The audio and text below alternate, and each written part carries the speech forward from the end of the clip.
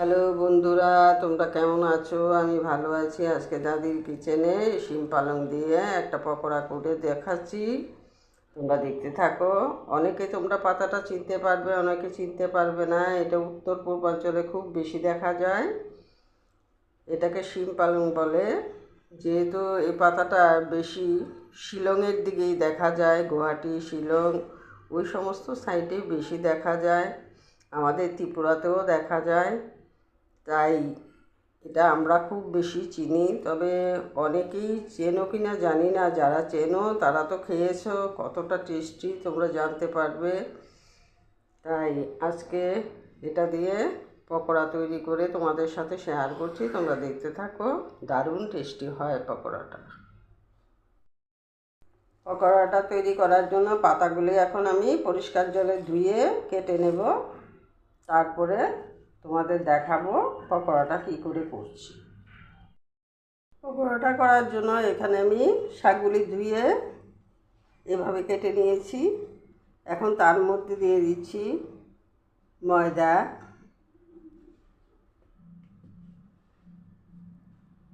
দিয়ে দিচ্ছি কর্নফ্লাওয়ার। এখানে নিয়েছি আস্ত জিরে, কালি জিরে, মৌরি, হলুদ গুঁড়ো আর কিছুটা লঙ্কার গুঁড়ো।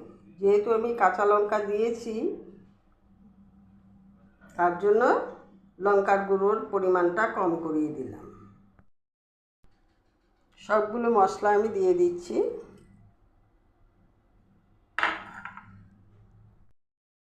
দিয়ে দিচ্ছি কাঁচা লঙ্কা আর পেঁয়াজ কুচি। দিয়ে দিচ্ছি পরিমাণ মতো নুন। পকোড়ার স্বাদটা বাড়ানোর জন্য কিছুটা জোয়ান দিয়ে দিচ্ছি।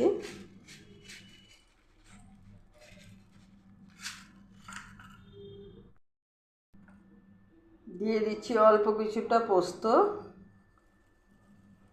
তাতে পকোড়াটা খুব মুচমুচে হবে। কর্নফ্লাওয়ারের সাথে পোস্ত দিয়ে পকোড়া করলে পকোড়াটা খুব মুচমুচে হয়। সব কিছু আমার দেওয়া হয়ে গেল, এখন আমি মেখে নিচ্ছি।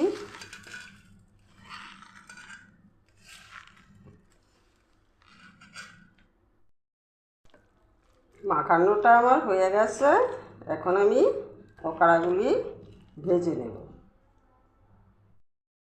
পকোড়াটা ভাজার জন্য উনানে একটা কড়া বসিয়ে দিয়েছি, কড়াতে তেল দিয়ে দিয়েছি। এখন পকোড়াটা আমি ভেজে নেব। তেলটা গরম হয়ে গেছে, এখন আমি পকোড়াগুলি ভেজে নিচ্ছি।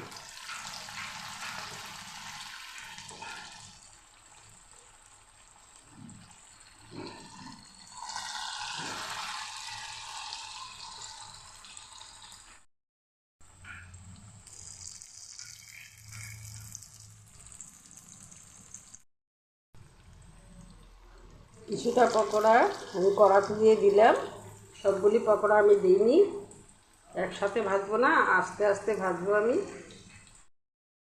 পকোড়াগুলি একটু উল্টে দিচ্ছি আমি।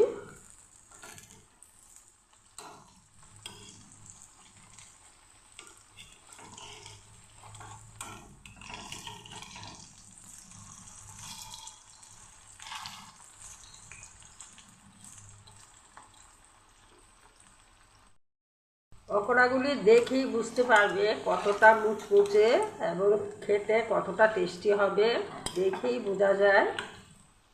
তোমরা এইভাবে একবার বানিয়ে খেয়ে দেখবে। যদি তোমাদের এখানে এই পালংটা পাওয়া যায় তবে চেষ্টা করবে এইভাবে বানিয়ে খেতে।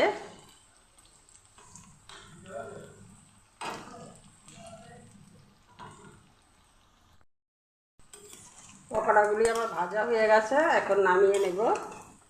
দেখো কতটা মুচমুচে খাস্তা হয়েছে, না খেলে বুঝতে পারবে না। তোমরা একবার খেয়ে দেখো।